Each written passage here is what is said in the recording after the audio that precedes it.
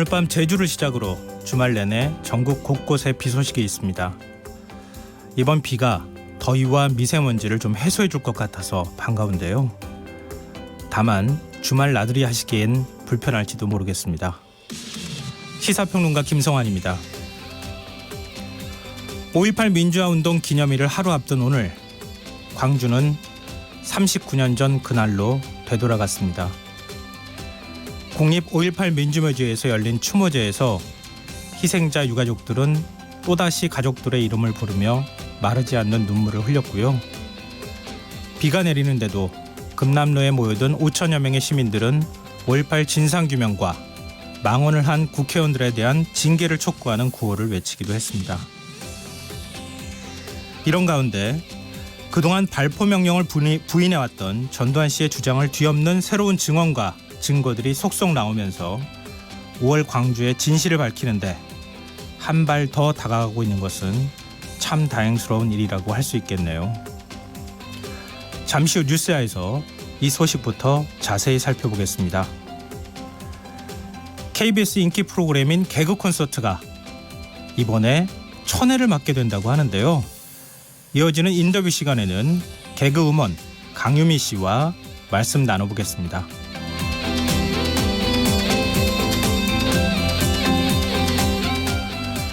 오늘은 5.18 민주화운동의 기억과 진상규명에 대한 여러분의 의견 문자 보내주시면 어떨까요? 추첨해서 당첨되신 분들께 모바일 상품권 보내드리겠습니다. 참여하실 문자번호는 샵9730이고요. 짧은 문자는 50원, 긴 문자는 100원의 정보 이용료가 부과되고요. 콩 게시판은 무료입니다. 그리고 김성환의 시사 이 시간은 KBS 1라디오 유튜브 채널에서 실시간 라이브 스트리밍으로도 함께 하실 수 있습니다. KBS 1라디오 김성환의 시사야. 그럼 지금 시작하겠습니다.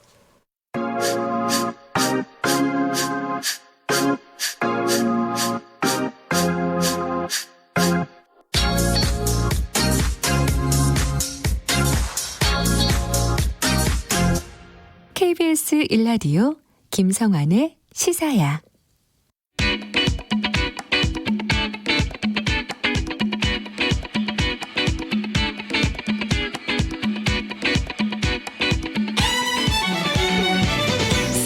오늘 놓치신 주요 뉴스 꼼꼼하게 정리해드리는 뉴스야 시간입니다.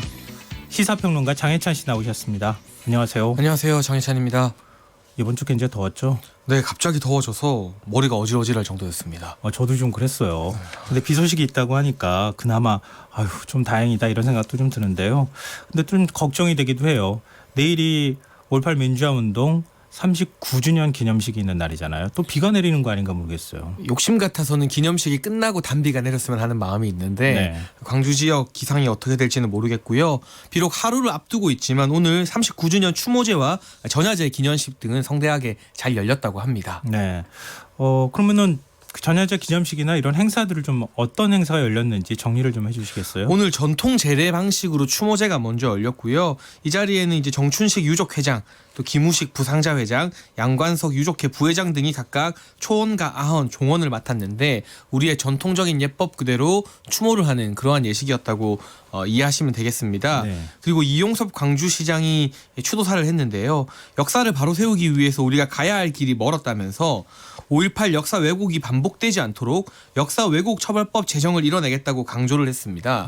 지금 국회에서는 역사 왜곡 처벌법을 통과시키기 위한 논의가 한창인데 네. 이 부분 국회가 공전 상태가 되면서 아직은 진척이 되지 못하고 있습니다. 사실 5.18 같은 경우 명백한 역사적 사실로 확인된 부분에 대해서마저도 여전히 가짜 뉴스라던가 또 왜곡된 루머들이 떠돌고 있는 현실이잖아요. 네. 그러한 혐오 표현들, 가짜 뉴스에 대해서 처벌을 할 수 있는 법안 통과, 광주시장이 나서서 추모제에서 약속한 만큼 향후 국회가 정상화된다면 다시 한번 여권을 중심으로 또 민주평화당 등도 아마 적극적으로 협력하겠죠. 네. 이 여권을 중심으로 해서 논의가 될 전망입니다. 근데 이것도 사실은 표현의 자유를 침해하는 것이다 이런 반박도 좀 있지 않습니까? 근데 이게 과연 입법화가 가능할까요?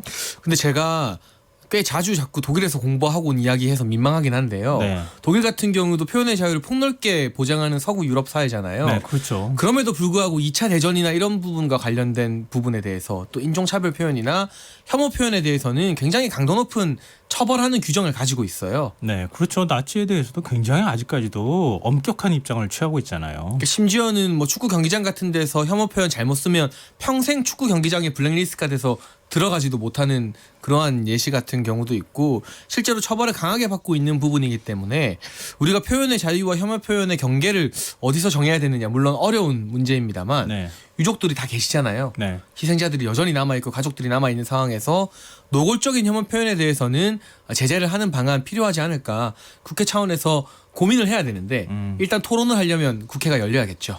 근데 이게 좀 혼동을 좀 하시는 분들이 있는 것 같아요. 일반적인 표현의 자유를 침해하는 정도 문제가 아니라 일종의 반역사적인 인식을 한다거나 아니면은 반인종적인 그 사고방식이나 이런 것들에 대해서 아주 국한해서 처벌하는 거 아니겠습니까? 네, 제가 입에 담기는 힘든데 사실 세월호 유가족들이나 희생자들 향해서도 극우 사이트들을 중심으로 해서는 참 어떻게 저런 표현을 하지 싶은 그런 폐륜적인 표현들이 한때 유행처럼 번지기도 했었습니다. 네. 그런 부분에 대해서는 당연히 제재가 필요하다는 생각이 들고요. 기본적으로 북한군 개입설 5.18에 주장하고 있는 지만원 씨 같은 경우는 네. 이미 법적인 처벌을 받았어요. 출판물 가처분 이게 통과가 되었고 네. 손해배상을 하도록 되어 있는데 아직까지 제대로 배상을 안 하고 있잖아요. 그런 부분에 대해서 지금도 처벌을 하지 않는 것은 아닙니다. 다만 조항을 확실하게 만들어서 그 부분에 대해서 사회적 경각심을 갖게 하고 처벌을 할 때 근거 조항을 보다 명확하게 하는 등 그 문제를 한번 되새기자는 뜻 아닐까 싶습니다. 뭐 그렇지 않아도 방송통신심의위원회가 지만원 TV를 비롯해서 지금 이렇게 극우적 발언을 넘어서서 이렇게 역사를 왜곡하거나 이런 발언을 한 유튜브 채널이나 이런 데 방송을 좀 금지하는 조치를 또 취하기도 했더라고요. 유튜브라고 해서 우리 표현의 수위에 대한 사각지대가 되어서는 안 되겠죠. 저는 기본적으로 표현의 자유를 매우 폭넓게 보장해야 된다 이런 입장을 가지고 있습니다만 제가 봐도 눈살을 찌푸리게 하는 내용들이 많고요. 유튜브뿐만 아니라 뭐 팟캐스트 비롯해서 이게 저는 어제 오늘의 문제는 아닌 것 같습니다. 사실은 이전 정권 시절에도 팟캐스트를 통한 무분별한 가짜뉴스가 퍼진 적도 있었고 네. 그에 대한 반작용처럼 지금에서는 주로 보수 정치인들, 보수 세력을 중심으로 유튜브에서 가짜 뉴스가 퍼지고 있는데 공중파나 실제 방송국이 아니더라도요. 이제 1인 미디어 시대 아니겠습니까? 그리고 그 미디어를 통해서 많이 버는 사람들은 한 달에 수천만 원의 광고료를 받고 있거든요. 그렇다면 당연히 그에 합당한 책임 그리고 그에 합당한 규제를 지킬 필요가 있습니다. 네. 다시 광주 얘기로 좀 돌아가 봐서요. 광주 금남로에 39년 전 풍경이 펼쳐지는 등 추모 분위기가 좀 고조되고 있다. 이건 또 어떤 얘기죠? 네, 오늘 금남로 한복판에 트럭이 등장했다고 합니다. 네. 이 트럭에는 도청으로 모입시다. 비상계엄 즉각 해제하라는 구호가 적혀 있었다고 하는데 마치 그날의 5.18 모습을 네. 이제 본떠서 만든 트럭입니다. 그리고 미리 섭외된 배우들이 이 트럭 안에서요. 5.18 진상규명 책임자를 처벌하라고 외치면서 당시 시민들의 참여를 독려하는 이 가두 방송을 재현했습니다. 네. 한 가지 정치적으로 눈여겨볼 만한 부분은 이 트럭에 탔던 배우들이 지금 자유한국당 황교안 대표의 광주 방문이 화제잖아요. 네. 황교안 대표가 오게 되면 동요하지 말고 무시하고 야유를 퍼붓자 이러한 주장을 트럭 위에서 외치기도 했다고 하거든요. 네. 또 최근에 유시민 노무현재단 이사장이 황교안 대표가 광주에 방문하면 등을 돌리자. 눈 마주치지 말고 악수하지 말자. 네. 등 돌리자. 이런 어떤 방법론을 설파하면서 정치권에서 논란이 되기도 했었는데 그러한 부분까지도 오늘 재현이 되었다고 합니다. 근데 황교안 대표는 참석을 한다는 거죠? 네, 황교안 대표와 자유한국당 지도부는 5.18 기념식에 참석을 한다는 입장이고요. 이와 관련해서 제1야당 대표가 사실 참석을 안 할 수는 없는 부분이거든요. 당연히 5.18 민주화운동 한국당 내에서도 우리 역사로 공식적으로 인정하고 있기 때문에 참석을 해야 되는데 정치권에서 지적하는 부분은 광주에 참석하기에 앞서서 5.18 망언을 한 의원들 세 사람이 있잖아요. 네. 김진태, 김순례, 이종명 의원 등이 있는데 이 부분에 대한 징계라도 최소한 마무리하고 오는 게 도의가 아니겠는가. 특히 김순례 의원 같은 경우는 징계가 처분이 났어요. 당원권 정지 3개월. 네. 그런데 이 당원권 정지가 됐으면 최고위원 신분 다 박탈당하는 건지 아닌지 아직까지 정당 지도부에서 유권 해석을 제대로 못 내려주고 있거든요. 이종명 의원 같은 경우는 제명하기로 김병준 전 비대위원장 체제에서 결정이 났어요. 네. 그럼 의원총회를 일단 열어야 될 거 아니겠습니까? 그렇죠. 설령 의원들이 동의하지 않는다더라도 열기는 열어야 되잖아요. 네. 지금 국회가 보이콧됐다는 이유로 의원총회를 미루고 있는데 사실 국회 보이콧은 국회에 들어가서 여당 의원들과 협상 안 하겠다는 거지 어디서든 의원총회는 열 수 있거든요. 그렇죠. 장외투쟁 현장에서라도 열 수 있습니다. 거기에 네. 한국당 의원들 다 참석하고 있는데 그런 만큼 이런 식의 늑장 징계가 과연 광주에 오기 전에 적합한 태도인가 이 부분에 대해서는 정치권 여야 4당이 동시에 아쉬움을 드러내고 있습니다. 근데 사실 자유한국당이 취하는 조치도 안 하고 있고 국회 차원에서 징계도 이루어지지 않고 있고 이런 상황인데 광주에 갔을 때 지금 광주에선 혹시 돌발 상황이 발생하지 않을까 우려하는 분들도 있거든요. 네, 그러나 그런 우려 때문인지 아마 유시민 이사장도 차라리 등을 돌려라. 눈을 마주치지 마라 이런 이야기를 했던 것 같은데요. 저는 그러한 이야기가 좀 오히려 섣불렀다 생각합니다. 광주 시민들의 성숙한 시민의식이라면 5.18 기념식에서 돌발행동 안 할 가능성이 저는 훨씬 원래도 높았다. 그 이전에 광주역을 방문했을 때와는 또 날도 다르고 상황도 다른 부분이잖아요. 네. 그렇기 때문에 광주 시민들의 성숙한 시민의식을 충분히 믿어봐도 될 것 같고요. 오늘 조금 더 그와 관련해서 소개해드리고 싶은 장면이 있는데 네. 이 전남도청 앞에서 최후항전지였죠. 이 앞에서 5월 어머니집 회원들이 이 주먹밥 나눔을 하면서 그날의 정신을 기렸다고 합니다. 네. 20분 정도가 1000인분 분량의 주먹밥을 싸서 주위에 나눠주면서 봉사를 했고요. 네. 또 뿐만 아니라 일본에서 평화운동단체가 와서 함께 합창 공연을 하면서 평화 정신을 기렸다고 하는데 최근 우리가 한일 관계가 매우 안 좋잖아요. 그럼에도 불구하고 일본의 이런 시민단체까지 와서 함께 광주의 정신을 기리고 이런 분위기를 미루어 보게 된다면 지금 황교안 대표나 한국당의 어떤 행보라던가 이 징계가 미비한 부분들에 대해서 광주 시민들이 분명히 화가 나는 마음이 있을 겁니다. 그렇지만 이 당일 기념식 내일만큼은 물리적 충돌보다는 훨씬 더 성숙한 방법, 뭐 시선을 피하든 아니면 야유를 하든 무슨 방법이 될지는 모르겠지만 훨씬 더 성숙한 방법으로 그러한 분노나 아쉬움을 표출할 거라고 저는 믿고 있습니다. 네. 어찌됐든 그 5월 광주의 정신을 이어받는 그런 자리에서 좀 불상사는 없었으면 좋겠다. 거기에 따르는 뭐 참석을 한 것에 따르는 정치적 책임은 황교안 대표가 져야 될 몫인 거죠. 그것은 그러기를 좀 바랍니다. 그리고 최근에 이제 5.18 당시 미군 501 정보여당 군사정보관이었던 김용장 씨하고 보안사 505 보안대 특명부장이었던 허정환 씨의 증언이 있어서 이 증언에 대해서 굉장히 많은 분들이 아마 놀라시기도 하고 또 분노하시기도 하셨는데 발포 명령이 아니라 사살 명령을 내렸다 이런 얘기까지 나오지 않았습니까? 근데 이번에는 헬기 사격을 한 군인의 증언도 뭐 나왔다고요? 네, 새로운 증언이 나왔는데요. 먼저 김용장 씨와 이 허정환 씨 증언 간추려서 알려드리면 네. 5.18 당시에 전두환 씨는 광주에 안 왔다는 주장을 계속하고 있어요. 네. 그런데 그렇죠. 실제로 광주에 와서 회의에 참석했다.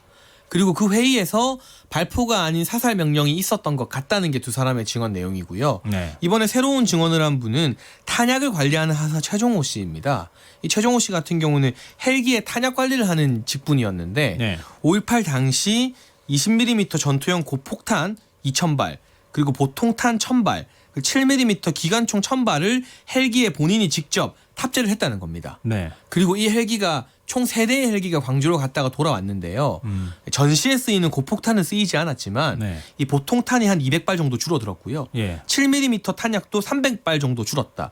그러니까 무려 500발의 총알이 출동을 나가서 빈 상태로 돌아왔다는 거잖아요. 그럼 헬기 사기, 기총소사가 있었다는 얘기가 되는 거잖아요. 그렇죠. 500발 정도 광주에 출동한 3대의 헬기에서 사격이 있었다. 본인이 이렇게 증언을 하고 있고 이후에 정보작전과에 가서 항공 사격으로 탄 피가 없어졌다. 이런 사인까지 다 받았다는 부분입니다. 네. 그러니까 실제적인 항공 사격이 있었다. 본인이 직접 증언하고 있는 셈이잖아요.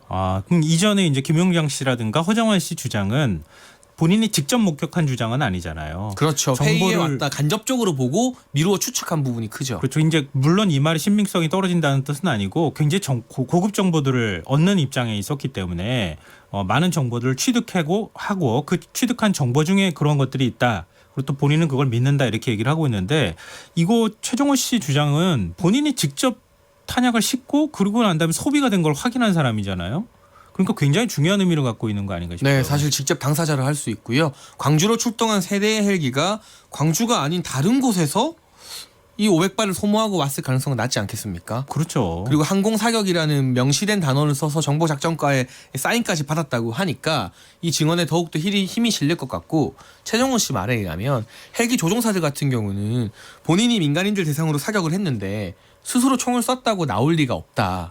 자기 자신들에게 그렇죠. 불리한 증언 아니겠습니까? 예. 따라서 조종사들 증언보다는 본인의 증언이 더 맞을 것이다. 이렇게 주장하고 있기 때문에 이 부분 향후 5.18 진상 규명하는데 굉장히 주요한 증언이자 증인으로 다뤄질 것 같습니다. 또 얼마 전에 그 선무공작대라고 해야 되나요? 부마항쟁에 가서 본인이 직접 그 시민들을 그러니까 때렸다고 하는 그런 당사자도 나오기도 했거든요. 그러니까 과거에 굉장히 오래전 일인데 한 40년 전의 일 아니겠습니까? 그때 자기는 그 당시의 상황도 잘 모르고 그렇게 할 수밖에 없었다. 이렇게 했을 때 많은 분들이 이걸 또 이해하거든요. 지금 이렇게 광주의 상황을 새롭게 지금 뭐 문건이나 이런 걸로 확인할 수 없다 그러면 이런 분들이 좀 더 많이 나와주면 광주의 진실을 밝히는 데 많은 도움이 되지 않을까 싶습니다. 그리고 오늘 이걸 좀 반가운 소식이라고 해야 될지 모르겠는데 작년 7월 리비아에서 무장 세력에 납치됐던 한국인이 피랍 315일 만에 무사히 석방이 되는 일이 있었어요. 네, 오늘 정의용 청와대 안보실장이 브리핑을 가졌습니다. 지난해 7월 6일에 리비아 남서부에서 이 수로 관리회사 캠프에서 한 우리 국민 주모 씨가, 이분이 62세라고 합니다. 네. 상당히 고령이시라고 할 수 있는데 주모 씨가 리비아 무장 괴한들에게 납치됐습니다. 그런데 피랍 315일 만에 우리 시간으로 어제 오후 무사히 석방됐다고 합니다. 우리 정부 같은 경우는 피랍 직후 문무대항함을 파견했고요. 8월 중순에는 이 문무대항함을 왕건함으로 교체하면서 4개월 가까이 리비아 인근에서 머물렀다고 합니다. 네. 일종의 무력 시위를 하면서 우리 국민들에 대한 안전을 보장하라 이렇게 주장한 셈이고, 또 범정부 합동 태스크포스를 꾸려서요. 미국이나 영국, 프랑스 등 우방국은 물론이고 이 모하메드 UAE 왕세제 방한 때도 특별히 요청을 했다고 해요. 문재인 대통령이 그때 그 한 UAE 정상회담을 했었잖아요. 네, 이 UAE 같은 경우는 이 지역에서 끼치는 정치적 군사적 영향력이 상당한 국가에 속합니다.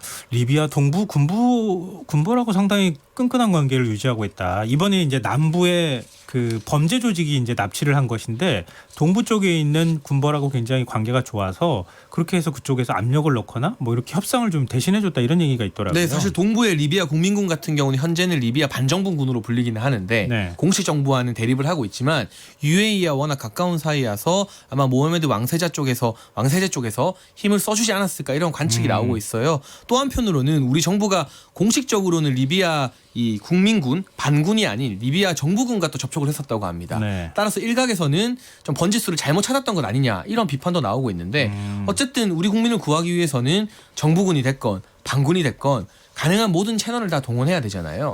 사실 이 리비아에 피랍된 분 소식은 한동안 좀 뜸하기도 했고, 한편으로는 우리 정부에서 관심이 소홀한 것 아니냐는 언론의 비판도 있었습니다만, 내부적으로 수면 아래에서 끊임없는 노력 끝에 315일 만에 무사히 돌아오시게 됐으니까 이 부분 또한 참 귀한 성과라고 할 수 있겠습니다. 근데 보통 이런 경우에는 오프 더 레코드를 걸어요, 언론한테. 왜냐하면 이런 소식을 더 많이 언론이 보도하게 될 경우에는 자칫 지금 이제 인질로 잡혀 있는 사람의 생명이 목숨이 위태로울 수 있기 때문에 언론에서 공개하지 말아달라 뭐 이런 이제 룰 같은 걸 만들기도 하는데요.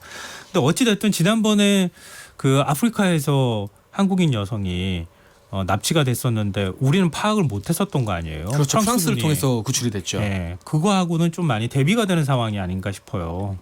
그러니까 사실 우리 군인을 뭐 직접 움직이기는 어렵다고 하면 이렇게 외교적인 노력으로 한국인의 어떤 생명을 이 보호하는 노력을 정부가 좀 적극적으로 해야 되지 않을까 싶습니다. 또 한 가지 눈길을 끄는 네. 게 우리 정부 출범 초기에는 UAE와의 외교적 마찰이 조금 우려되는 부분이 있었잖아요.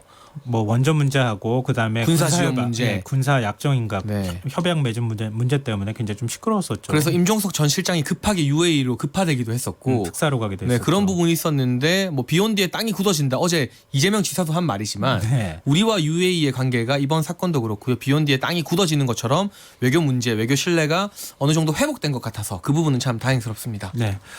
그리고 청와대가 오늘 오후 국가안전보장회의 NSC 상임위원회를 열고 국제기구를 통해서 우선 800만 달러의 어치에 식량 지원을 하기로 결정했다 이렇게 밝혔어요. 네, 800만 달러 지원 같은 경우는 갑작스레 나온 것은 아닙니다. 2017년에 우리가 이미 국제기구를 통해 지원하기로 결정을 했지만 네. 그 이후에 북한이 연이은 미사일 실험과 핵실험을 하게 되면서 지원이 보류돼 있던 금액입니다. 그러니까 2017년에 이미 지원하기로 결정이 난 것인데 집행을 못하고 있는 게 있던 것을 지금 이번에 지원하겠다. 네, 그러나 2018년을 거치면서 평화 분위기, 대화 분위기가 무르익었고 지금 같은 상황에서는 특히나 국제기구들의 보호에 의하면 북한의 식량난이 심각하기 때문에 네. 최근의 미사일 실험 도발과 상관없이 인도적 지원은 추진하겠다는 게 우리 정부의 입장입니다. 그러나 만약 우리가 직접적으로 이러한 800만 달러나 식량을 공유하게 된다면 북한 정부가 불필요한 감정 싸움, 밀고 당기기를 해야 될 수도 있어요. 최근에 북한 정부가 이 낮은 수준의 대남 선전 매체이긴 하지만 뭐 식량 공여 가지고 생생내지 마라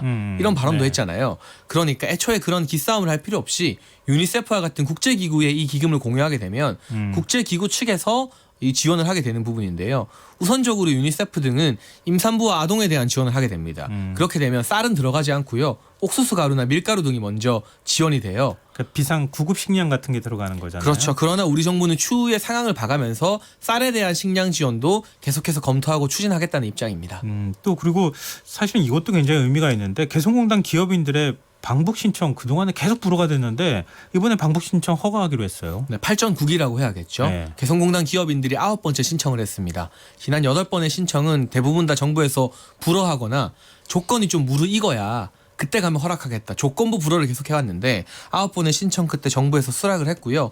최근에 김현철 통일부 장관이 개성에 연락사무소 다녀왔습니다. 네. 물론 우리 현지 직원들을 격려하기 위한 목적이었지만 그 자리에서 사실 개성공단 기업인들 방북에 대해서 어느 정도 북한 측의 긍정적인 사인을 얻어왔다고 해요.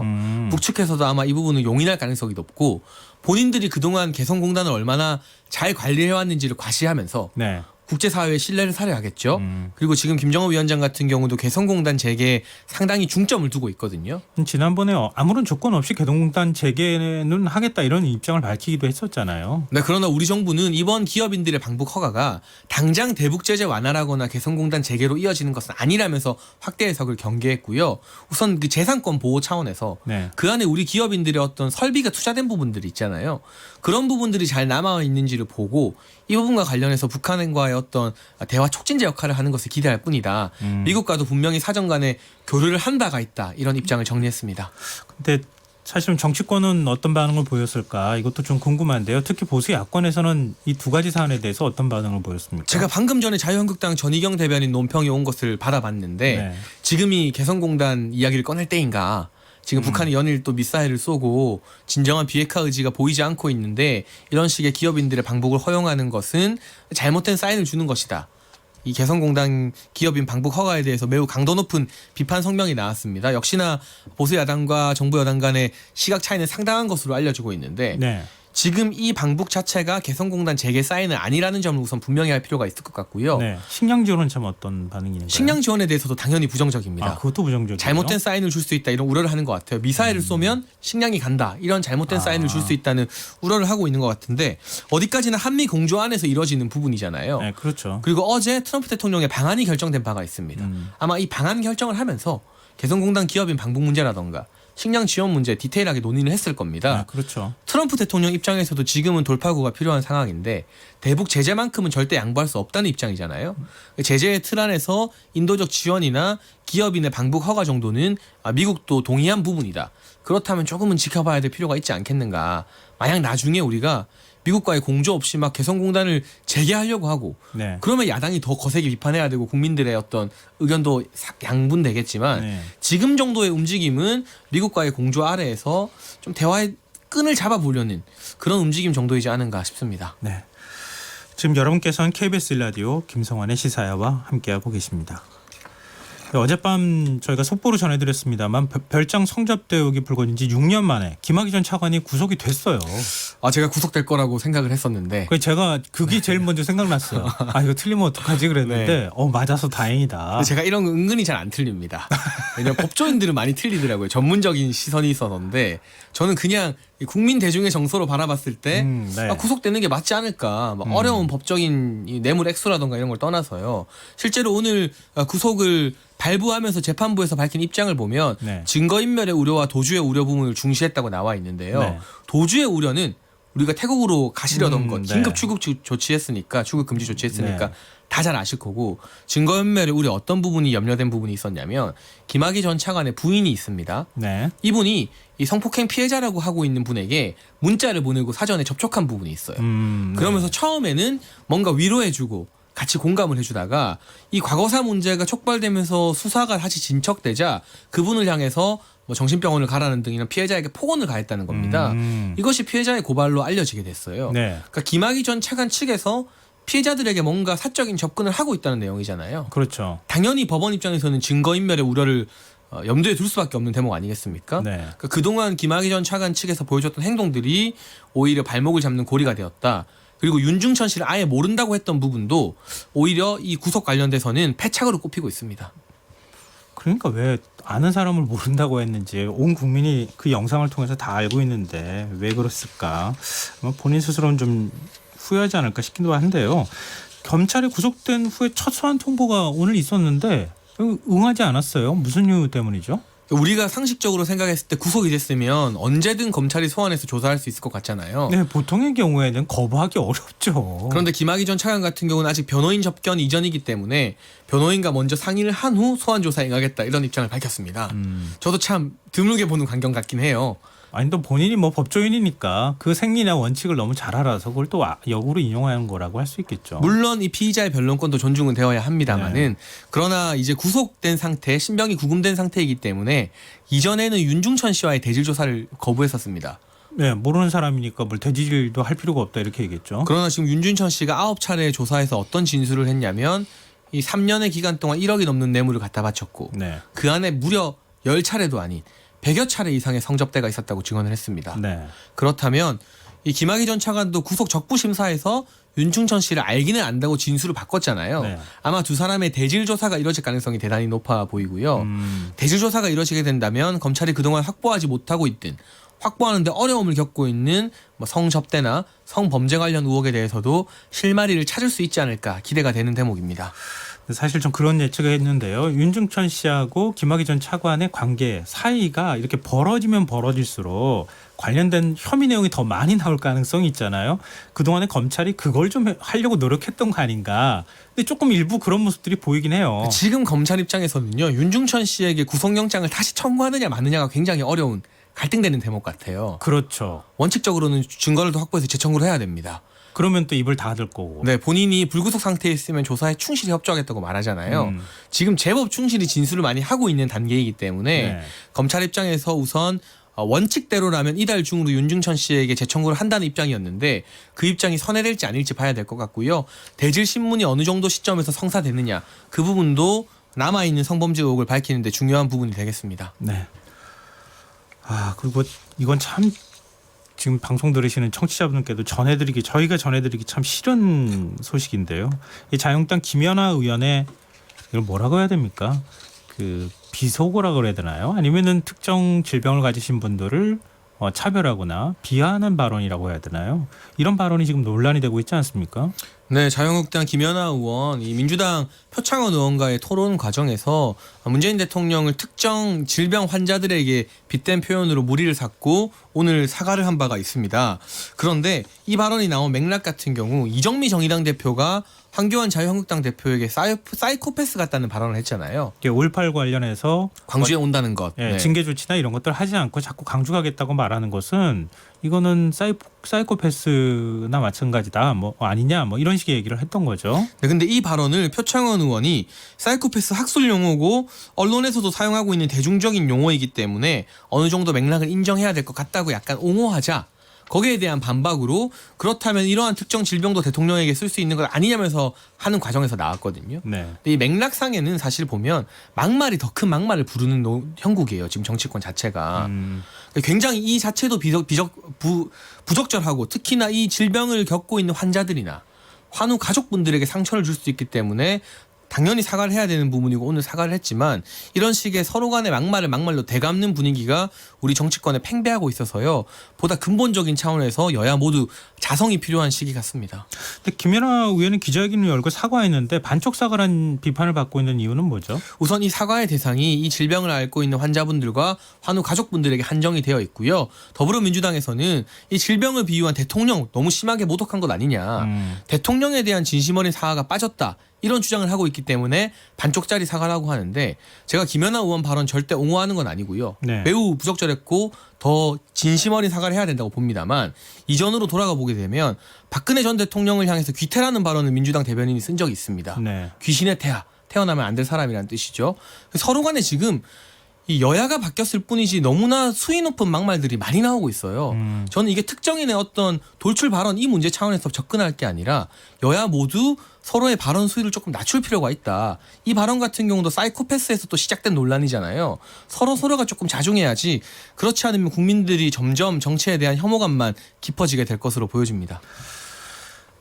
참 국민들께서 이런 발언들 보고 어떤 생각을 하실지 좀 걱정이 되는데 근데 좀 그런 문제는 좀 있어 보여요. 지금 이번에 이제 참 저희가 입에 올리기가 힘들어서 한센병이라는 말을 좀 안 썼는데 한센병이라는 말을 올리는 것 자체가 국민들 스스로도 이건 과거에 너무 차별적으로 그 힘듦을 겪었던 이런 역사가 있기 때문에 요즘엔 거의 쓰지 않는 용어거든요. 언론에서도 이 말을 올리기를 굉장히 주저하는데 근데 어디서 이 말을 들었을까? 이게 전 굉장히 궁금했어요.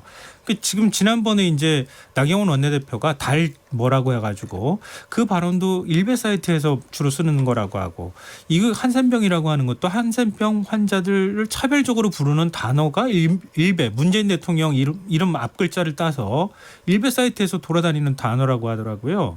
그런 것처럼 그런 게 왜 자꾸 이렇게 보수 야권으로 회자가 되고 그런 얘기들 연관이 된 얘기가 지금 얘기가 나오는 거냐. 이거는 지금 한번 생각해 볼 지점이 아닌가 싶어요. 맞습니다. 최근에는 한국당이 너무 극우적인 행보를 보이는 것 아니냐. 네. 보수 결집을 위한 전략일 수도 있지만 총선을 앞두고 중도 외연 확장에는 너무 소홀한 것 같다. 지금 장애투쟁도 그렇고 연일 나오게 되는 막말성, 강성 발언도 그렇고요. 그 부분에 대해서 한국당 지도부가 좀 전체적인 전략을 틀어서 국민들 눈높이에 맞는 언어를 쓸 필요가 있다는 지적이 나오고 있거든요. 제가 아까 이 막말이 여야의 공통된 문제라고 했지만 특히나 한국당 같은 경우는 최근 나경원 원내대표의 발언으로 홍역을 치른 바 있습니다. 네. 그리고 실제로 여론조사 지지율 결과 많은 국민들이 그 발언에 실망해서 등을 돌렸어요. 그렇다면 더더욱 자중해야 될 시기에 이런 발언이 아무리 상대편 이 정의당 대표의 발언을 비판하는 맥락에서 나왔다 하더라도 국민들은 막말에 막말로 되갚는 정치인보다는 상대방이 막말을 해도 내가 한 번 더 참고 정제된 언어를 사용하는 정치인을 기억하고 신뢰하지 않겠습니까? 우리 국민들의 수준을 정치인들이 좀 더 제대로 높이 보고 그에 걸맞는 모습을 보여줄 필요가 있습니다. 일본 자민당에서 자꾸 역사 왜곡 발언이라든가 아니면 의원들이 어디 가가지고 자꾸 막말로 논란이 되니까 막말 방지 매뉴얼을 만들었다고 하더라고요. 5가지 매뉴얼 저도 봤습니다. 아 그래요? 그 네. 매뉴얼도 한번 소개해 주세요. 제가 다는 기억을 못 하고 있는데 네. 이 자민당 관련 주요 당사나 이런 부분에 그 5가지 5계명을 액자로 만들어서 붙여놨다고 하더라고요. 아 액자로 만들어서 붙여놨어요. 네. 그래서 뭐 과격한 발언을 하지 말 것, 그리고 특정 질병이나 혐오성 표현, 장애인들에 대한 비하 발언 이런 것들을 뭐 역사 인식에 대해서는 말하지 말하지 말라. 말 것, 또 비유로 쓰지 말 것, 이런 노인 문제 관련돼서도 네. 얘기하지 마라. 그런 기사의 제목으로 뽑힐 만한 얘기를 하지 마라. 뭐 이런 얘기도 했다고 네, 하더라고요. 그런 5계명이 있다고 합니다. 네. 사실 일본 자민당 참 우리 입장에서는 고가운 정치 집단일 수 있겠습니다만 역사 문제에서는요. 아, 역사 문제에서 자꾸 그런 발언들을 해서 우리가 분노하고 그러잖아요. 그러나 그 5계명 우리도 다 복사해서 여야 당사에 걸어드리고 싶은 마음이 들기도 합니다. 네. 정치인들은 말을 무기로 삼는 사람들 아니겠습니까? 근데 자꾸 이렇게 막말을 하면요.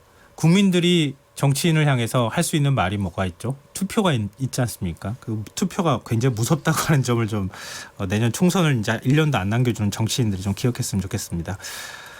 그리고 바른미래당 상황이 좀 왜 이렇게 좀 바른미래당 상황이 왜 이렇게 심각해지죠?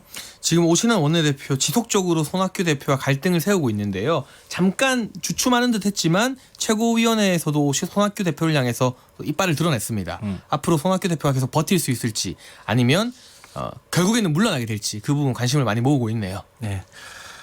뉴스야 여기까지 듣겠습니다. 지금까지 시사평론가 장혜찬 씨와 함께했습니다. 노래 한 곡 듣고 오겠습니다. 전람회 취중진담.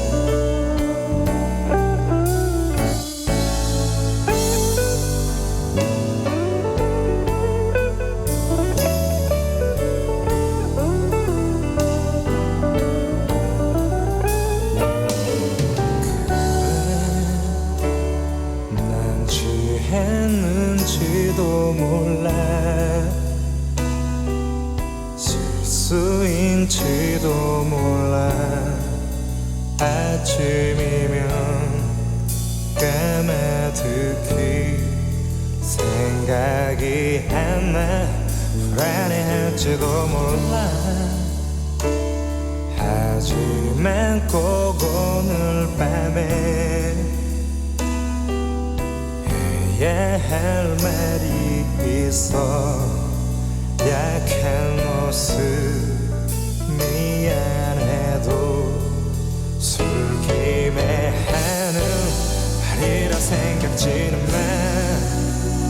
언제나 네 앞에 서면 준비했었던 말도 왜 난 반대로만 해놓고 돌아서 후회하는지. 이젠 고백할게. 처음부터 너를 사랑해왔다고. 이렇게 널 사랑해. 어설픈 나의 말이 촌스럽고 믿어도 그냥 하는 말이 아니야. 두 번 다시 이런 일 없을 거야. 아침이 밝아오면 다시 한번 내 품에 안고 사랑한다 말할게. 자꾸 외우기만 하는 거니. 농담처럼 들리니 아무 말도 하지 않고 어린애 보듯 바라보기만 하니. 언제나 네 앞에 서면 준비했었던 말도 왜 난 반대로 말해놓고 돌아서 후회하는지.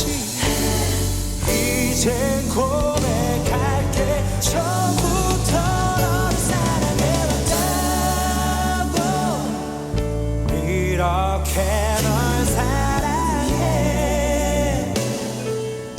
어설픈 나의 말이 촌스럽고 믿어도 아무 얘기나 늘 이런 얘기하는 그런 사람은 아니야.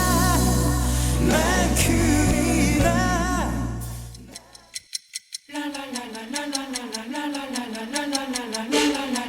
바쁜 당신을 위해 준비된 밤. 시사야. 시사평론가 김성환과 함께합니다.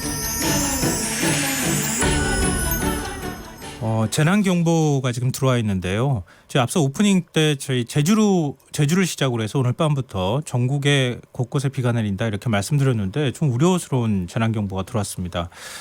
제주도 산지 지역에 호우 경보가 지금 발효됐습니다. 집중호우 시에 인명 피해가 많이 발생하고 있는 물에 잠긴 도로나 소규모 교량은 접근을 좀 금지해 주시고 이 불필요한 외출은 좀 자제해 주셨으면 좋겠습니다. 또 산사태나 상습 침수, 축대 붕괴 등 재위험 지역 주변과 해안 저지대 주민은 관계자의 지시에 따라 사전에 안전한 곳으로 대피하시기 바랍니다.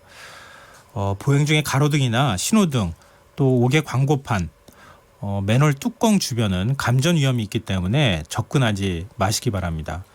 또 산간 계곡과 하천변, 유원지, 휴양림 등에서 야영 중인 행락객과 낚시객은 안전지대로 대피하시기 바랍니다. 행정안전부를 대신해서 제가 여러분들께 알려드렸습니다.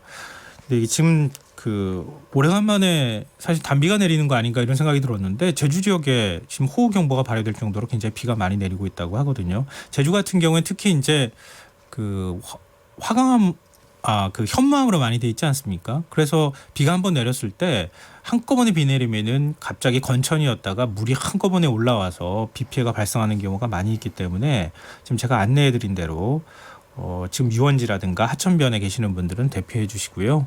그리고 지금 감전 위험이 있는 곳이라고 판단되는 곳에서는 여러분들께서 다른 지역으로 좀 이동해 주셨으면 좋겠습니다. 그리고 앞서 제가 오프닝하면서 오늘 인터뷰 시간에 강유미 씨를 개국 콘서트 1000회 기념해서 만나기로 했다 이렇게 말씀드렸는데요. 지금 전화 연결 상태가 좀 좋지 않아서 강유미 씨를 불가피하게 지금 저희가 인터뷰를 할 수 없는 상황이 됐습니다. 청취자 여러분들의 양해 부탁드립니다. 그래서 본의 아니게 장혜찬 시사평론가를 계속 제가 만나게 됐습니다. 실망하신 분 없으시죠? 네. 좋으시죠?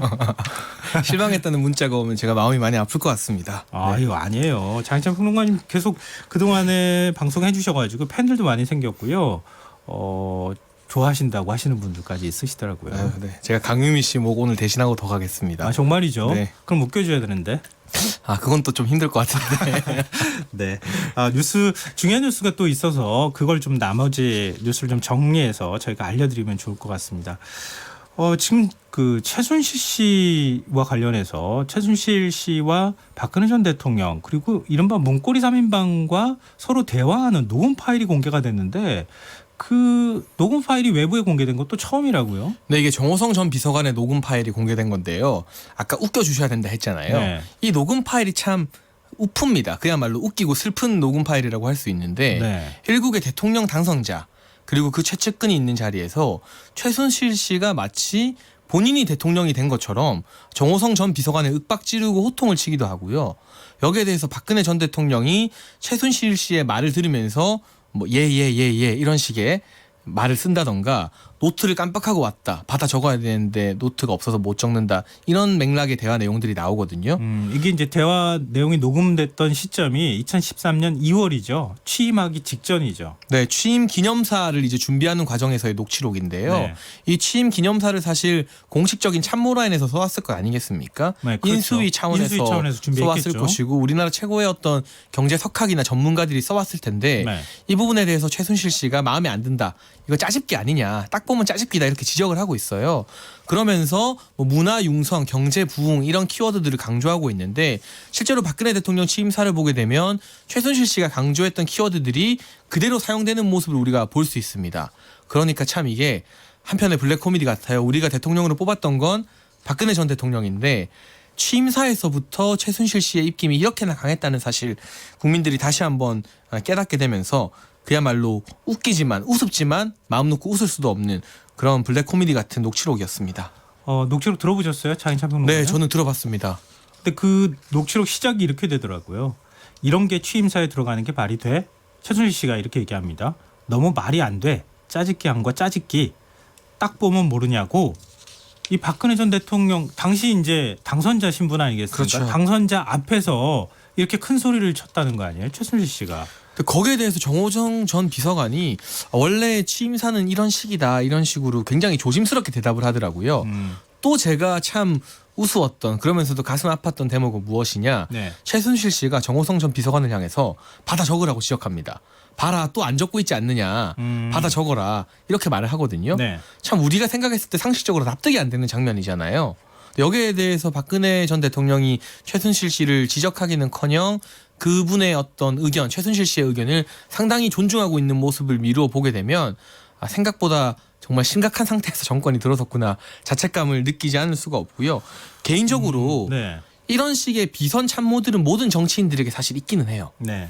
왜냐하면 이 전문가들이 써온 원고가 국민들의 시각으로 봤을 땐 상당히 어려운 경우가 많거든요. 너무 복잡한 언어일 수도 있고 네. 따라서 대중의 정서, 국민들이 잘 이해할 수 있는 언어로 조언을 해주는 사람이 필요하긴 한데 네. 문제는 최순실 씨에게 그런 자격이 있었냐는 것. 그리고 정말 필요한 사람이라면 수면 위에서 드러내놓고 썼어야 됐는데 수면 아래에서 이렇게 문고리 3인방마저 호통을 치면서 이 사람에게 권력을 주다 보니까 최순실 씨가 국정농단 마음대로 문화산업 관련해서 온갖 재단을 만들면서 그야말로 권력을 대리해서 쓰지 않았습니까? 호가호위하면서 이런 부분에 있어서 국정농단의 실체 또 한 단면이 드러난 셈입니다. 근데 저는 이 녹취록 들으신 분들이 충격을 받으신 건 그거였을 거예요. 앞서 잠깐 말씀하셨지만 최순실 씨가 대통령 같고 박근혜 전 대통령이 비서 같다는 거예요. 최순실 씨는 반말을 하고 박 전 대통령은 예 그러면서 오히려 공손한 태도를 보이고 있다는 거죠. 이게 그러니까 대통령 당선자하고 그냥 사적인 한 개인이 입장이 완전히 뒤집어진 거 아니겠습니까? 그거에 충격을 좀 받은 분들이 많더라고요. 사실은 제가 앞서도 말씀드렸지만 많은 정치인들이 이런 비선 참모, 자문을 구하는 사람들이 있는데 최순실 씨의 경우 왜 그렇게 논란이 됐느냐. 박근혜 전 대통령 같은 경우는 외부인을 거의 안 믿는 걸로 유명했습니다. 네. 워낙 사람들을 신뢰하지 않다 보니까 소수의 이너서클에 있는 사람들 말만 전적으로 들었던 것 같아요.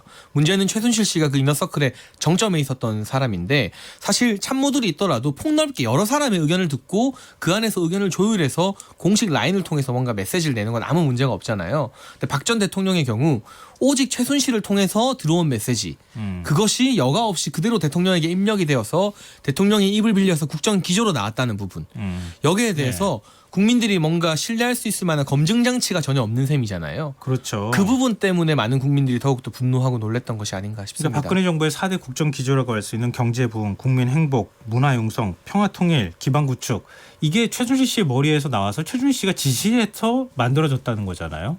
그럼 그 많은 인수위원회에 있는 위원들은 뭐 하는 사람들이었나 이런 생각이 드는데 방금 전에 이제 그 반말투로 얘기했다고 하는 것을 제가 이 뭐 녹취록 내용 그대로니까 말씀드리면은 박 대통령의 말을 막 자르면서 최순실 씨가 그러는 거죠.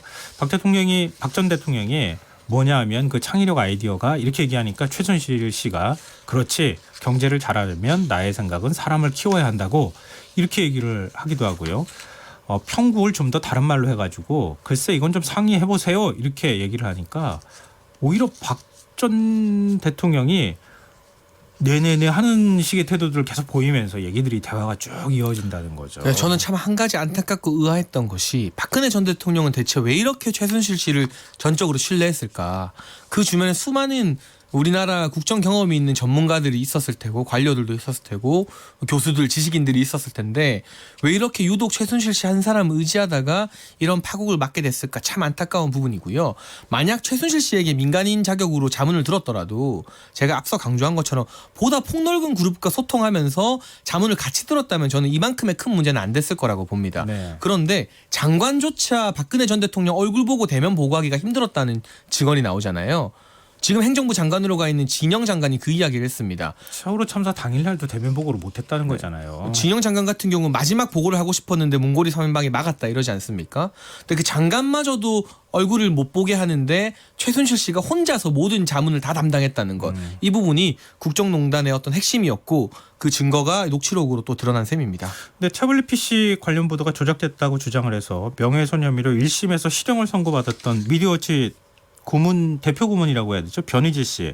항소심에서 이게 뭐죠? 구속적 부심으로 좀 풀려났어요. 네, 지금 불구속 재판을 받게 되어 있는데 저는 최근 재판부 정치 관련된 재판의 어떤 트렌드라고 봐야 될 것 같아요. 사실 꼭 필요한 경우가 아니면 구속을 하지 않고 불구속 상태에서 재판을 받게 해주겠다. 그런 부분이 아닐까. 근데 이번에는 그 보석도 아니고 구속적 부심으로 풀려났다는 거죠. 김관진 전 장관 같은 경우도 구속적 부심으로 네. 풀려난 사례가 있었잖아요. 사실 재판부가 봤을 때 대부분의 증거라던가 증언 등이 이미 확보가 되어 있는 상황에서 도주의 우려나 증거인멸의 우려가 조금 적은 편이다 이런 판단을 하지 않았을까 싶고요. 불구속 상태가 됐다 해서 죄가 가벼워지거나 마지막 형에 뭐 어떤 차이가 생기는 것은 아니라는 점을 알려드립니다. 네.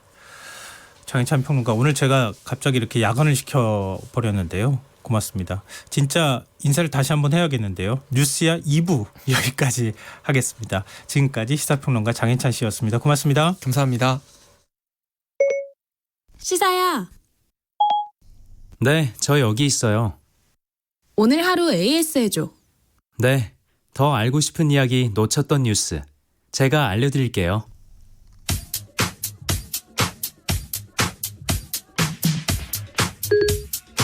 시사야 애프터 서비스를 시작합니다. 어제 문무일 검찰총장이 기자간담회에서 검경 수사권 조정 관련 상세한 입장을 밝혔습니다. 검찰총장이 법무부와 국회에서 진행되는 안에 대해 공개적으로 반발한 것은 이례적이라는 평가인데요. 오늘 김경래의 최강시사에서 검사 출신인 민주평화당 김경진 의원을 연결해 자세한 이야기 들어봤습니다. 해당 내용입니다. 이제 청취자분들이 이렇게 생각할 수도 있을 것 같아요. 아니, 검찰이 문제가 있어서 그리고 힘이 너무 무소불위 이런 얘기들이 나오지 않습니까? 힘을 좀 빼자라고 하는 건데 김경진 의원님 말씀을 듣다 보면 그럼 이대로 그냥 가자라고 생각하는 거 아니냐? 이렇게 말씀하실 수 있을 것 같아요. 이 부분은 어떻게 생각하십니까? 저는 큰 틀에서 지금 네. 이대로 가는 것이 큰 틀에서는 맞다라고 생각을 하고 있고요. 네. 이 제도 개선을 하겠다고 하는 것이 개선이 아니라 저는 개혁이다. 저는 이렇게 보고 네. 있습니다. 지금도 일선 경찰이 수사하는 것을 검사들이 열심히 재검토를 하는데도 빠져나가고 예. 이 제대로 된 어떤 사건 결정이 안 되는 경우가 많은데 네. 일선 경찰의 어떤 전속적인 무혐의 사건에 대해서 사건 종결 권한을 준다면 네. 지금 있는 것에 반절의 어떤 통제 기능도 그냥 안 되고 없어져 버리는 셈이 되는 거거든요. 예. 그래서 오히려 현재 잘 되어 있는 제도를 그냥 잘못하는 방식으로 지금 바꾸려고 하는 겁니다. 근데 이제 문무일 총장도 어제 얘기를 했지만은 직접 수사는 좀 축소를 하겠다 스스로 얘기를 했고, 그리고 뭐 그건 특수수사에 대한 뭐 얘기일 수도 있고요. 거기에 대한 특수수사 범위나 이런 부분들은 뭐 국민의 뜻에 맡기겠다 이런 식으로 얘기를 했어요. 이 부분은 좀 필요하다고 생각하십니까, 김 의원님도? 직접 수사를 줄이겠다고 이제 검찰이 판단을 하면 그건 네. 뭐 그렇게 할 수도 있는 거죠. 근데 이제 경찰이 그러면 1차 수사를 직접적으로 1차 수사를 했던 것을 예. 혐의 없다고 판단했을 때 그럼 경찰 마음대로 종결하고 끝낼 수 있도록 하느냐, 예. 아니면 지금처럼 검찰이 개입할 수 있는 전면적인 개입의 틀을 그대로 유지하느냐, 그거는 다른 문제라는 거죠. 그러니까 다른 문제인데 네. 이렇게 앞에 문제는 충분히 말씀하셨으니까요. 이런 검찰 자체적인 수사의 범위를 줄이거나 특수수사의 범위를 줄이는 그런 방안은 어떻게 생각하시는지 여쭤보는 거죠. 그거는 검찰 스스로 수사할 수 있는 범위를 넘어서 과도하게 직접 수사권을 네.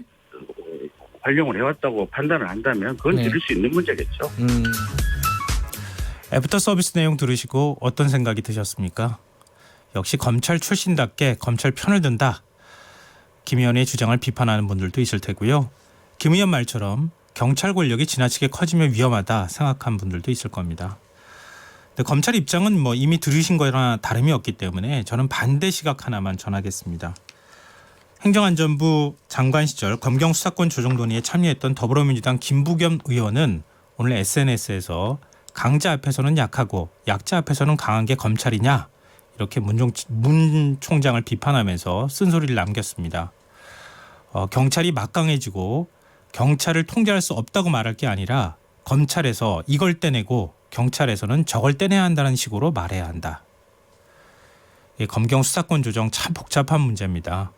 그렇지만 우리 거 조금 떼줄게, 지금처럼 일하게 해줘라는 식으로 대충 봉합하려는 검찰의 태도, 이거는 좀 문제 있지 않을까, 이건 좀 분명하지 않을까 싶네요. KBS 라디오 김성환의 시사야 1부 순서는 여기서 마무리하고요. 저는 11시 5분 2부에 다시 돌아오겠습니다.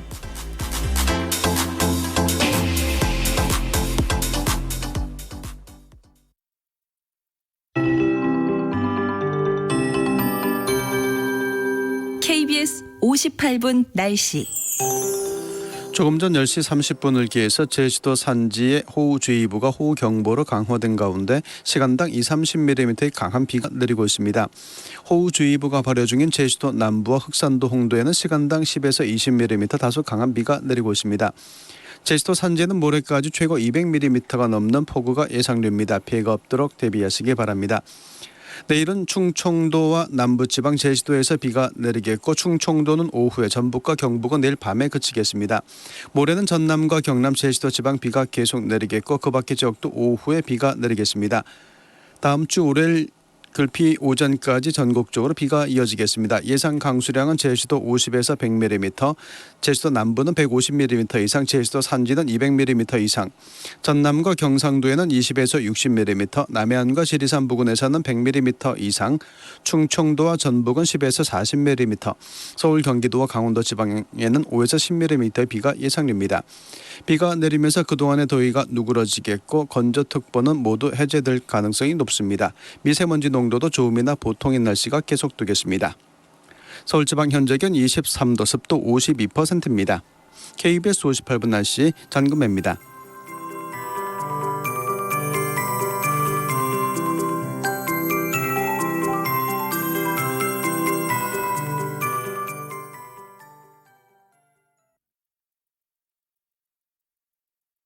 정성을 다하는 국민의 방송 KBS가 11시를 알려드립니다. AM 711kHz, FM 97.3MHz, KBS 1라디오입니다. HLKA.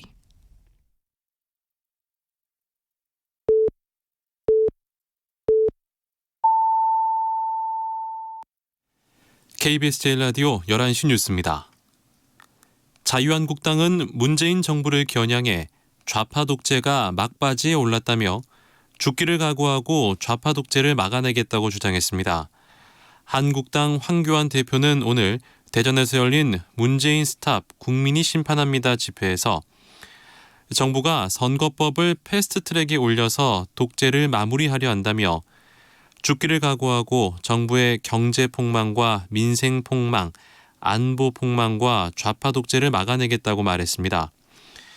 나경원 원내대표도 문재인 정부를 향해 좌파를 좌파라고 하는데 화를 낸다며 소득주도 성장, 현금 살포성 복지 정책, 공무원 증원 등 모든 게 좌파 정부의 증거라고 비판에 가세했습니다. 경찰을 폭행한 주치자들을 체포하는 과정이 담긴 10여 초 분량의 동영상과 관련해 여경의 대응이 미숙했다는 비판이 일자 경찰이 2분가량의 전체 동영상을 공개했습니다. 서울 구로경찰서는 동영상을 공개하며 인터넷에 게재된 동영상은 편집된 것으로 경찰은 정당하게 업무를 처리했으며 여경의 대응이 소극적이었다고 볼 수 없다고 설명했습니다. 구로경찰서 김희남 생활안전과장은 동영상 전체를 보면 여경이 제압된 피해자를 무릎으로 눌러 체포를 하고 또 매뉴얼에 따라서 지원을 요청하는 등 적법한 절차에 따라 제대로 처리했다고 말했습니다. 일본이 8년 만에 중국과 안보 분야의 상호 불신을 완화하기 위한 군축 협의에 나선다고 교도통신이 보도했습니다. 교도통신은 일본 정부 소식통을 인용해 양국이 군축과 비확산 관련 협의를 오는 21일 베이징에서 진행하는 것으로 일정을 조정 중이라고 전했습니다.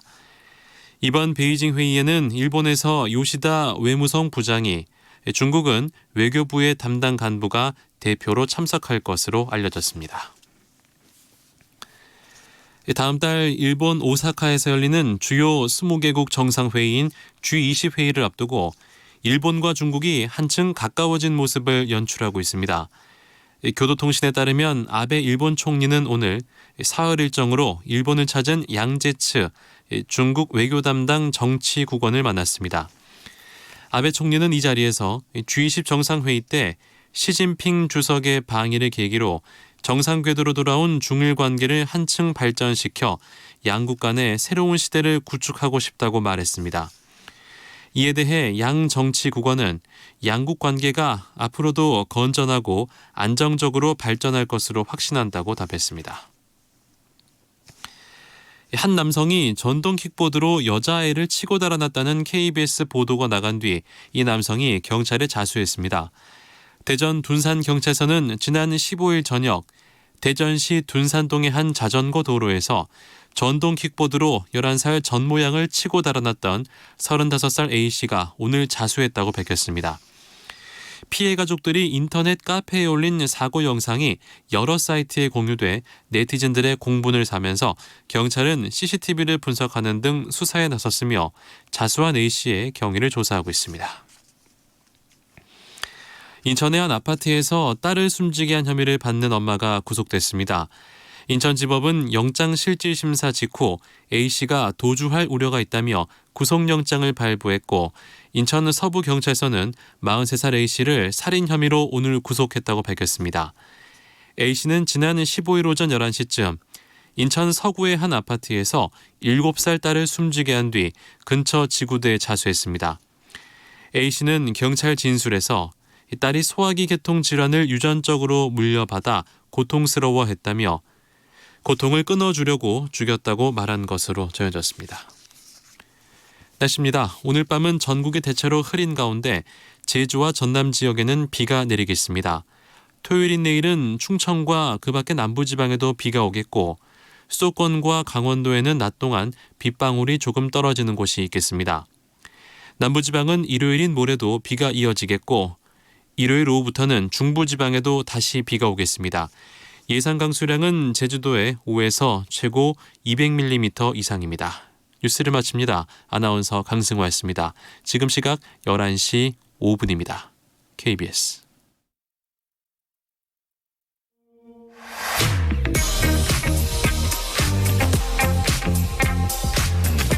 매일 밤 찾아오는 시사 이야기꾼 KBS 1라디오 김성환의 시사야.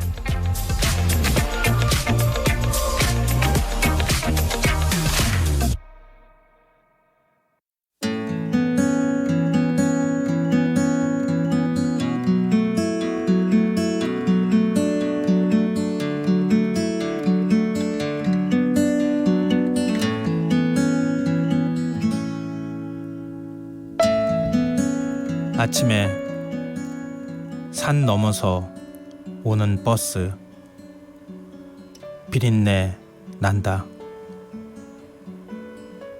물어보나 마나 바닷가 마을에서 오는 버스다. 바다 냄새 가득 싣고 오는 버스. 부푼 바다 물빛, 바다에서 떠오르는 해, 풍선처럼 싣고 오는 버스. 저녁 때 산 너머로 가는 버스. 땀 냄새 난다. 물어보나 마나 바닷가 마을로 가는 버스다. 하루 종일 장터에 나가 지친 아주머니, 할머니들 두런두런 낮은 말소리 싣고 지는 해 붉은 노을 속으로 돌아가는 버스다.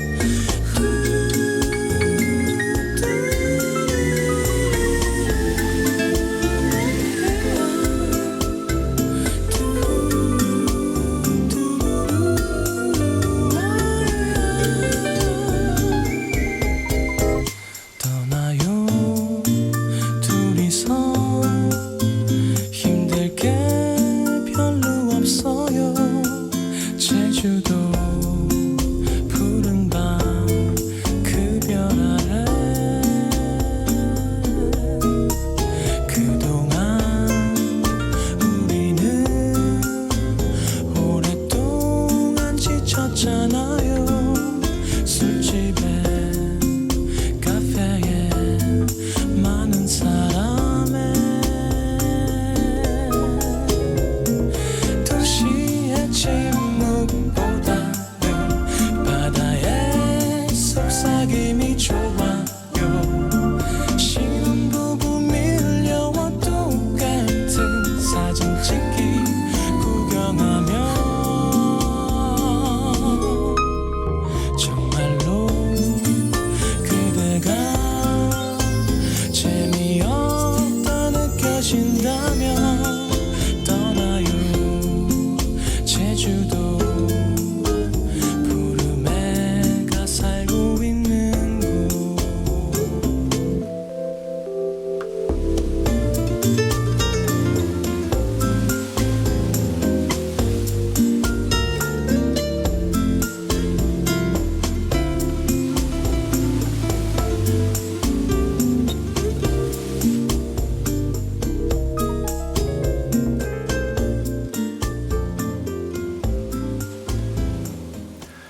성시경이 부른 제주도의 푸른밤 듣고 오셨고요. 앞서 나태주 시인의 시 바다에서 오는 버스 2부를 시작하면서 들려드렸습니다. 오늘 예상치 못한 제주도에 비가 내린다는 소식은 알고 있었지만 이렇게 호우경보까지 내릴 줄은 사실 좀 예측을 잘 못했거든요. 아주 짧은 시간 동안에 이렇게 비가 지금 많이 쏟아지고 있는 상황입니다. 보통 흔히들 바다 하면 제주도가 떠오르고 제주도 가고 싶어 하시는 분들도 많고 또 지금 가 계시는 분들도 많으리라고 생각하는데요. 비 피해 없도록 조심하셨으면 좋겠습니다. 버스는 사람들의 냄새를 고스란히 담습니다. 여름철 하굣길 버스에서는 아이들의 땀 냄새가 폴폴 풍기고요.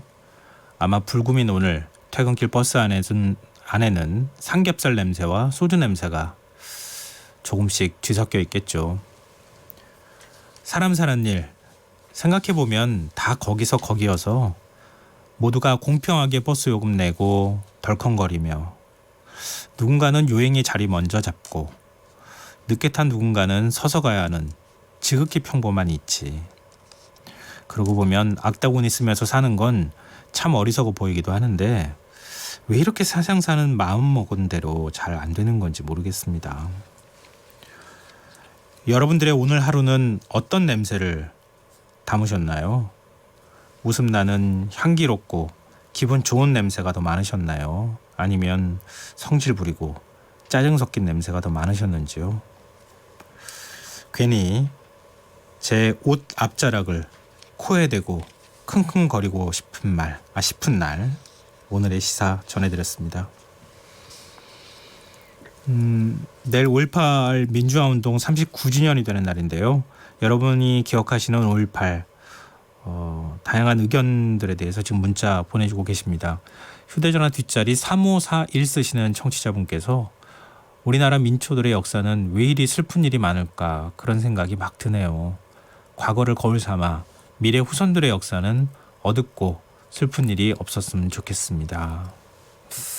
맞습니다. 근데 또 거꾸로 생각해 보면요. 우리가 이렇게 슬프고 아픈 역사를 많이 겪었기 때문에 이 짧은 시간 동안에 국민적 에너지를 모아서 오늘날 대한민국을 만들지 않았나. 전 세계가 부러워하는 민주화를 이룬 나라를 만들지 않았나. 그런 생각을 또 하게 됩니다. 그러니까 그동안의 역사가 중요하지만 그동안의 역사보다 앞으로 우리가 가야 할 역사, 이것도 이전에 우리가 만들어왔던 그런 큰 에너지를 가지고 좀 같이 통합의 역사를 만들었으면 좋겠는데 그게 잘 안 되네요. 그게 좀 마음이 아픕니다. 2972님, 언제까지 진실이 묻혀있는 채로 시간을 보내야 할까요? 39주년이 되도록 진실과 싸우고 있으니 너무 안타깝네요. 거기다가 국회의원들의 망언이 더 광주 시민들 마음을 아프게 하고 있으니 안타깝습니다. 라는 의견 주셨습니다. 그리고 앞서 제가 전해드린 제주도 산지 지역 호우경보에 의해서 제주도 남부 지역에 또 지금 호우경보가 발표가 됐습니다. 제주도 남부 지역이라고 하면은 지금 서귀포 지역이지 않을까 싶은데요. 물에 잠긴 도로나 소규모 교량은 접근을 금해 주시고 가급적 외출은 자제하시기 바란다라고 지금 행정안전부에서 계속 여러분들께 좀 알려주고 있습니다. 참고하셨으면 좋겠습니다. 그리고 비 피해 없었으면 좋겠습니다. 지금 제주도 5월이 너무 좋은 계절이기 때문에 제주도 가신 분들도 많을 텐데요. 특히 이제 그 지역 분들은 그 지역의 지형이나 이런 것들 굉장히 좀 잘 아시고 익숙하기 때문에 조심할 부분이 뭔지를 아시는데, 그렇지 않은 외지 분들 같은 경우에는 뭐 렌트카를 몰고 그냥 막 이렇게 간다거나 이 정도면 되겠지 이렇게 생각하실 수 있는 우려가 있는데요. 특히 그 지역을 잘 모르시는 분들은 더 주의하셨으면 좋겠습니다. 문자 참여해 주신 분 중에서 저희가 추첨해서 모바일 상품권 보내드리겠습니다. 참여하신 문자 번호는 샵 9730이고요. 짧은 문자는 50원, 긴 문자는 100원의 정보 용료가 부과됩니다. 콩 게시판은 무료로 이용하실 수 있습니다. KBS 라디오 김성환의 시사야와 함께하고 계신 지금 시각은 11시 15분입니다.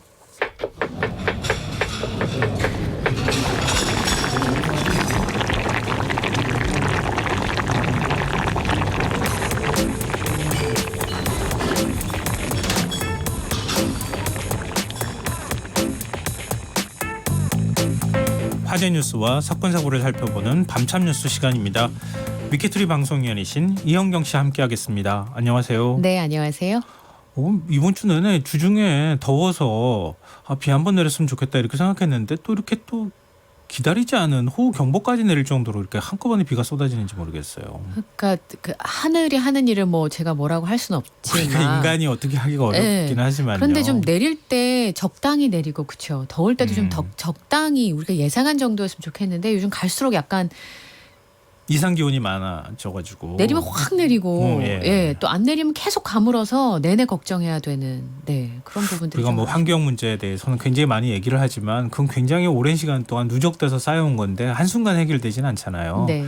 그럼 우린 지금 현재 할 수 있는 것은 뭐 환경에 대한 뭔가 그 새로운 대책이나 이런 것들 내놓는 건 내놓는 거지만 현재 기온이나 아니면 기후나 이런데 적응해야 되는 거잖아요, 사람 몸이. 그렇죠. 예. 그게 굉장히 고통스럽고 힘든 일이에요, 보니까. 폭염 소식 지난번에 전해드렸었는데 지자체에서도 조금만 폭염이 빨리 온다고 해도 대책을 세우는데 굉장히 부심해야 되더라고요. 맞아요. 좀 세심하게 준비를 해서 취약계층에 있는 분들이 당하지 않도록 힘들지 않도록 그랬으면 하는 바람입니다.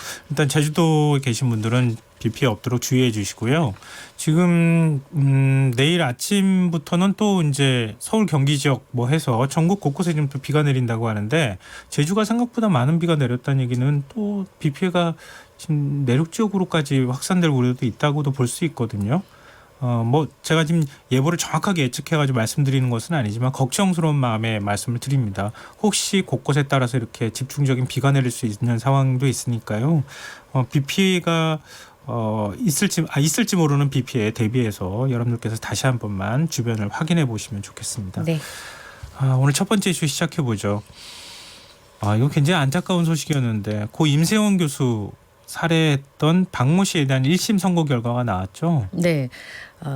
30대 남성 임세원 교수를 살해한 30대 남성에게 중형이 선고가 됐습니다. 그동안 자신의 재판에 한 번도 나타나지 않았고요. 네, 모친이 대신해 법정에 출석해서 증언하기도 했었고 오늘은 푸른색 수의를 입고 양팔이 결박된 상태에서 선고 공판에 참여했습니다. 내용은 피고인이 치료했던 의사를 잔혹하게 살해해서 유가족과 일반 국민에게 큰 충격을 주었다. 징역 25년. 그리고 20년간의 위치 추적 전자장치 부착 명령을 선고했습니다. 다만 피고인이 앓고 있는 정신질환이 범행의 큰 원인이 된 점을 감안했다라면서 전했는데요. 검찰은 당초에 계획적으로 범행을 저지른 거잖아요. 흉기를 준비했다는 것은. 그렇죠. 그리고 죄책감을 느끼지 않는다. 본인이 이제 반성의 기미를 보이지 않는다라는 게 검찰의 판단이어서 무기징역을 선고해달라고 재판부에 요청했습니다만 재판부에서는 오늘 징역 25년, 20년간의 위치 추적 전자장치 부착 명령을 선고했습니다. 네, 지금 그 임세원 교수 하면은 또 이제 우리가 금방 또 잊고 그러기 때문에 뭐 말씀을 좀 드려야 될 것 같은데 지난해 12월 31일이었었죠. 마지막 날이었죠. 강북 삼성병원 신경정신과 의사로 있던 임세원 교수한테 그 환자 지금 이제 살해범으로 선고를 받은 그 환자가 찾아가서 진료 예약도 하지 않은 상태에서 뭐 진단을 해달라 뭐 그렇게 간 거잖아요. 네. 근데 그 환자를 임세원 교수가 이렇게 흔쾌히 오라고 해서 진료를 하고 그 과정에서 흉기로 위협하고 다른 간호사들 피해 입을까봐 임세훈 교수가 오히려 노력을 하다가 사망을 한 사건이잖아요. 네, 말씀하신 오늘 재판부에서 그 얘기도 했었어요. 피해자는 두 아이 아빠고 친구 같은 남편이었다. 그리고 진료 예약이나 사전 연락 없이 무작정 찾아온 피고인을 배려하는 마음에서 진료를 수락했다. 이런 일을 당했다. 이걸 읽는 대목에서 이 박모 씨의 모친께서 크게 소리내서 우는 장면이 오늘 법정에서 있었다고 합니다. 뭐 고인의 가족들, 유족들도 사실은 오히려 이 사건으로 인해서 정신질환자에 대한 사회적 인식이 뭐 오히려 더 나빠질까 봐 걱정하는 모습, 그리고 임세훈 교수가 정신질환자나 이런 사람들에 대해서 그동안에 보여줬던 애정, 뭐 이런 것들이 공개되면서 굉장히 많은 분들한테 안타까움을 줬던 사건이었잖아요. 네. 근데 지금 심신미약은 인정이 된 건가요? 네, 인정이 된 겁니다. 네. 재판부에서 이렇게 얘기했습니다. 범행 내용을 보면 박 씨를 우리 사회에서 영원히 격리시키는 것이 상응하는 처벌이 아닐까 고민했다. 재판부에서 이렇게 얘기했을 때는 범행의 상황은 잔혹하고 위중하지만 이제 원인이 됐던 질병 때문에 고민을 했던 것 같은데요. 그럼 원래 재판부는 무기징역을 선고하는 게 맞다 이렇게 봤던 모양이에요. 그렇죠? 네. 그 정신장애가 성장 과정에서 겪은 가정폭력과 학교폭력인 것으로 보이고 이 질환이 이 사건 범행의 큰 원인으로 인정된다 이렇게 판단을 해서 검찰이 구형했던 무기징역을 선고하지 않은 겁니다. 그러니까 말씀하신 것처럼 심신미약이 인정돼서 감경이 된 건데요. 변호인이 죄를 인정하지만 정신질환자를 방치한 건 사회와 국가의 책임이 있다 선처를 구했고요. 지난달에 증인 신문에 출석했던 박 씨의 어머니 역시 아들이 머리에 이상이 생겨 죄를 지은지도 모르고 있다라면서 눈물로 호소하기도 했습니다. 뭐 징역 25년이 결코 뭐 형량이 낮다고 말할 수는 없는 굉장히 중형이긴 하지만 살인죄라고 하는 너무 무거운 그 죄를 저질렀기 때문에 좀 오히려 더 감형을 받은 것 같은 느낌이 좀 역으로 든다 이런 생각도 좀 드는데요. 어쨌든 뭐 지금 1심 선고인데 아직 그 항소나 이런 거는 얘기는 없는 거죠? 네, 아직까지는 내용이 나오지는 않고 있는데요. 지금 제가 댓글들을 좀 확인해 보니까 여론이 그렇게 우호적이진 않습니다. 현재까지는 부정적인 여론이 많고 사건 당시에도 청와대 국민청원 게시판에 강력하게 처벌해달라라는 글들이 많이 올라왔었고요. 그리고 정신과 치료했으니까 혹시 심신미약으로 감형하는 일 없겠죠? 뭐 이런 글들도 올라왔었는데 그렇다 보니까 이번 판결에 대한 여론이 긍정적이지만은 않은 것으로 보입니다. 인간에 대한 예의 뭐 이런 거 있잖아요. 자기를 그렇게 품어 안아준 분을 살해했다고 하는 것에 대해서 용서가 잘 국민 여론은 안 되는 거 아닌가 싶네요. 네. 두 번째 이슈로 가보죠. 고속도로 3중 추돌 사고로 숨진 배우 한지성 씨.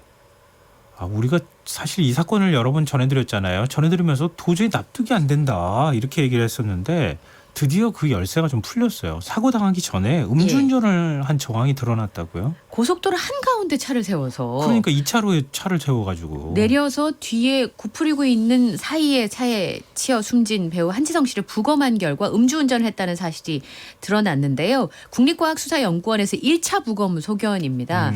다발성 손상을 입었고 혈중 알코올 농도가 면허 취소 수치 0.1% 이상이었다는 간이 결과를 내놨는데요. 경찰은 이제 이전에 남편이 음주했다는 사실은 알려졌었으니까 부부가 어디서 누구랑 술을 마셨는지 확인을 했고요. 카드 사용 내역과 술자리 동석자를 확인한 상황입니다. 말씀하신 것처럼 이 음주했다는 상황이 왜 도로 한복판에 차를 세웠는가 하는 의문을 풀어줄 실마리가 될 수 있을지 좀 지켜봐야 될 것 같습니다. 만약에 이 지금 국가수에서 1차 부검한 게 결과가 맞다 그러면은 지금 사실 누가 운전했는지도 정확하지도 않은 상황이고 그것도 따져봐야 되는 두 사람이 상황입니다. 모두 지금 음주를 했다는 얘기가 되는 거잖아요. 근데 좀 더 이해가 안 되는 거는 그러니까 사고가 난 이후에 남편인 한모 씨가 부인의 음주 여부는 난 모른다 이렇게 했다는 거 아닙니까? 네. 보지를 못했다. 지금 한 씨 남편은 음주운전 반조 혐의로 입건될 가능성을 배제할 수 없는데요. 나는 술을 마셨다. 그런데 아내가 술을 마셨는지는 잘 모르겠다. 이렇게 얘기했고. 술자리에 몇 명 없었다면서요. 예. 그리고 함께 술을 마신 사람이 말씀하신 건 숫자가 많지 않아서 모를 수가 없는 여러 명이 먹었으면 예를 들어 아내가 멀리 있거나 하면 그럴 가능성도 있지만 몇 명 되지 않은 사람들이 술을 마셨다면 모를 수가 어려운데 남편의 직업 변호사잖아요. 근데 알고 내버려 뒀다면 방조죄의 책임을 물을 수 있으니까 그래서 모르겠다라고 답변을 해온 것이 아니냐 이런 관측이 나오는데요. 지금 1차 부검 소견만 나온 건데 네. 사망 뒤에는 혈중 알코올 농도의 수치가 높아질 수 있다고 합니다. 그래서 정확한 사고 시점의 수치와는 좀 비교해 봐야 된다라고 하는 게 국과수의 의견이기 때문에 사고 당일날 지금 CCTV 화면으로는 영종도 횟집에서 술을 먹었고 새벽 3시쯤에 식당을 나섰고 10분 뒤에 차에 탔고 그리고 40여 분 뒤에 사고가 났다. 여기까지는 확인이 된 상황이거든요. 네. 그러니까 다음 주쯤에 이 부검 결과가 정확하게 나오면 그 부검 결과를 바탕으로 남편을 불러서 음주 운전과 관련된 방조죄 혐의를 적용할 수 있는지 추가로 조사할 예정입니다. 네. 이해가 안 된다는 분들이 되게 많아요. 네. 왜냐하면 결혼한 지 2달 됐잖아요. 그렇죠. 결혼한 지 2달 된 아내가 지금 숨졌잖아요. 근데 그 아내가 숨진 상황 속에서도 내가 음주 방조죄로 처벌받을까 봐 나는 몰라요. 이렇게 말할 수가 있겠느냐. 이 부분에 대해서 이해가 잘 안 된다는 분들이 굉장히 많더라고요. 네. 사실 굉장히 조심스러운 내용인데요. 어쨌든 지금 경찰에서는 국과수로부터 정식 서류를 받아서 확인하기 전까지 그 음주 여부를 밝힐 수 없다 이렇게 얘기를 하고 있고요. 그리고 이미 운전을 한 한 씨는 사망한 상황이기 때문에 공소권 없음으로 처분이 될 예정입니다. 그리고 이제 이 음주 사실이 확인이 되면 사실 그 가해 차량으로 지목된 2대의 차에 대해서 네. 결정을 내릴 때 아마 참고하지 않을까 이렇게 생각이 됩니다. 네. 세 번째 이슈로 가보죠.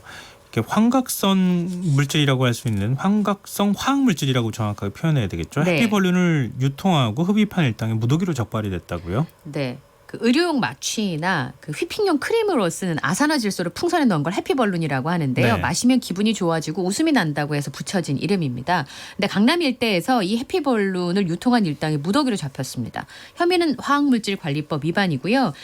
이번에 검거가 된 사람은 93명입니다. 이 중에서 3명은 구속이 됐는데요.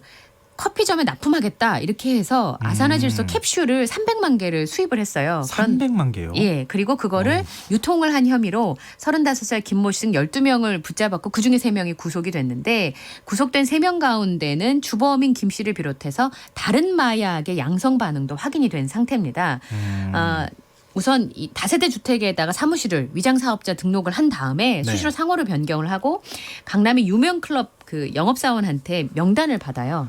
그래서 무차별적으로 이제 광고 문자를 보내는 거죠. 낚시성으로. 아, 그럼 클럽에서 이런 거 그 해피벌룬을 흡입한다고 하는 소문이 막 돌았는데 그게 거의 어느 정도는 사실이란 얘기네요. 네, 경찰에서도 강남 일대에 무차별적으로 이게 돌고 있다라는 제보를 듣고 수사에 들어갔고 네. 그리고 그 자금 추적을 해본 결과 25억 원어치가 팔린 거예요. 네. 그래서 아마 이 일당들이 불법적으로 취득한 이득이 한 13억 정도 될 것으로 추정하고요. 엄청난 금액이죠.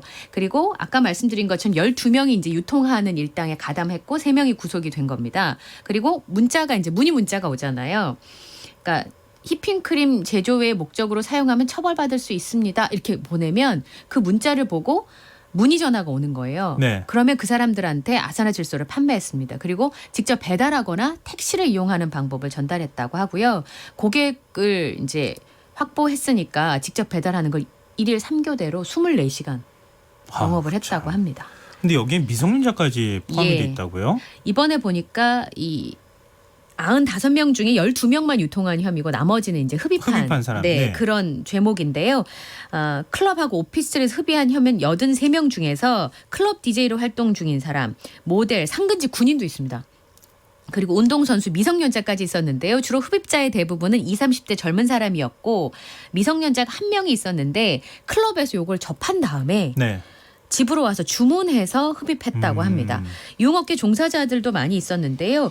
한 여성은 지난해 11월부터 지난달까지 204번에 걸쳐서 거의 2천여만 원어치를 구매해서 흡입한 혐의를 받고 있습니다. 한 사람이 2천만 원요? 네, 2천만 원어치. 근데 이렇게 아산화질소를 이렇게 많이 흡입하면 이거 부작용이 있지 않습니까? 네, 사실은 사망에 이를 수도 있는 아주 어떻게 보면 자신의 목숨을 담보로 하는 일인데요. 이게 중추신경 마비가 오니까 척추가 이게 인류가 만든 최초의 마취제예요. 네, 그러니까 척추가 손상이 되고 근력이 약해지니까 제일 많이 나타나는 게 걸음걸이가 부자연스러워진다고 합니다. 그래서 이번에 입건된 피의자들 대부분이 운동 능력 저하를 호소해서 병원에 치료를 받았거나 네. 지금도 받고 있거나 심지어 제대로 걷지 못하는 사람들도 있다고 합니다. 아유, 예.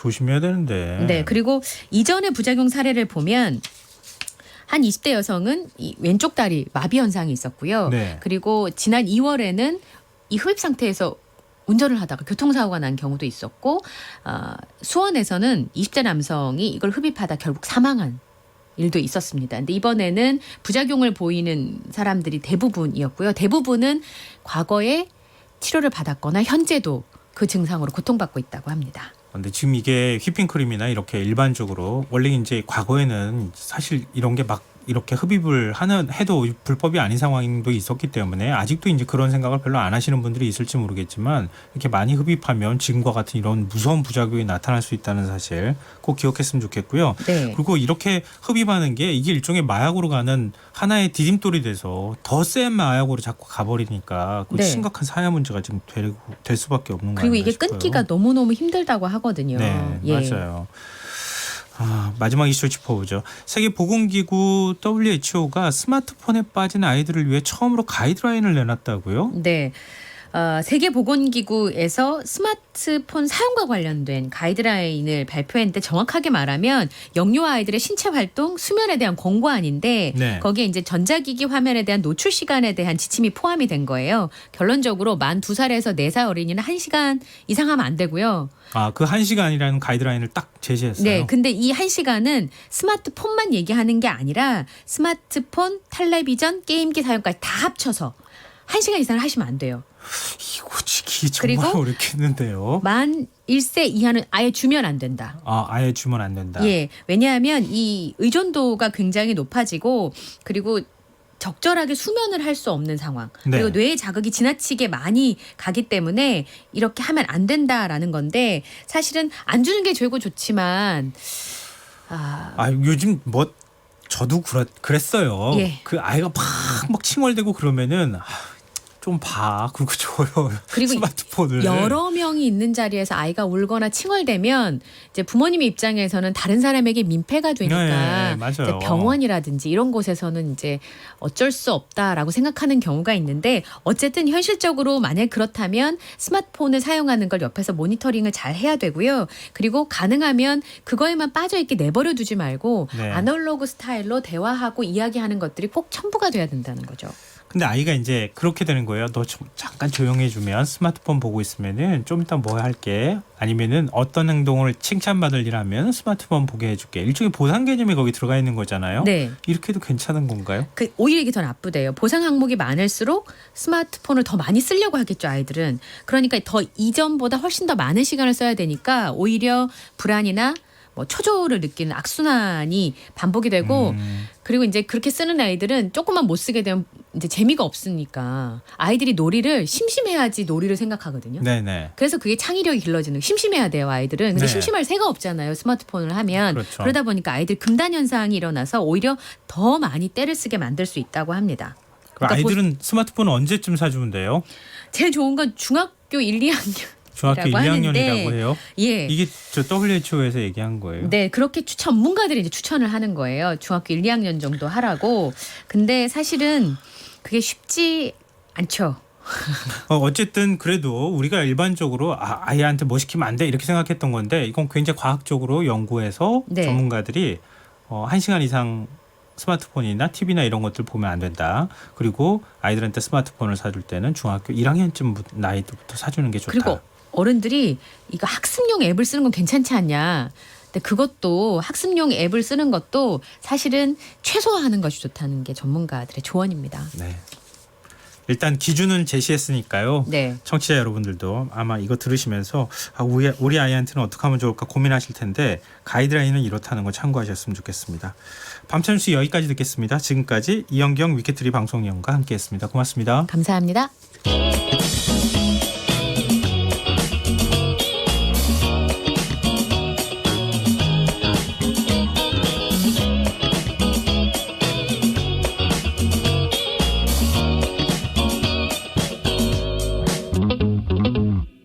김성환의 시사야.